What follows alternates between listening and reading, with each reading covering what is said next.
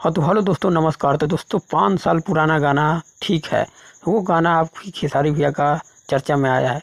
क्यों आया है, किस लिए आया है, चलिए आगे वीडियो में बताएंगे।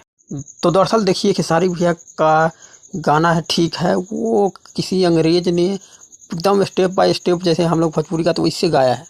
हम सब कचरा से हुए हैं पदारी, अब शपथ वक्त करने जाएंगे। ठीक है, सब कचरा से हुए हैं पदारी, अब शपथ वक्त करने जाएंगे। नूनी रोटी खाएंगे, जिंदगी संग है बिताएंगे। ठीक है। हाँ तो देख लिए भाई साहब, भैया का वर्ल्ड फेमस गाना ठीक है, पर कितने अच्छे से अंग्रेजों ने गा लिया। बता दें दोस्तों, ये जो बगल में बैठी वो रवि किशन जी का बेटी है। और देखिए कहाँ ये अंग्रेज कहाँ का है, नहीं है पता नहीं। और हाँ दोस्तों, कल एक गाना भी आ रहा है खेसारी भैया का, जो प्रिया सानी के साथ है आप लोग। हाँ तो चलिए, लास्ट में यही कहूँगा कि ये वीडियो कैसा लगा, आप लोग कमेंट में अपना राय ज़रूर दें।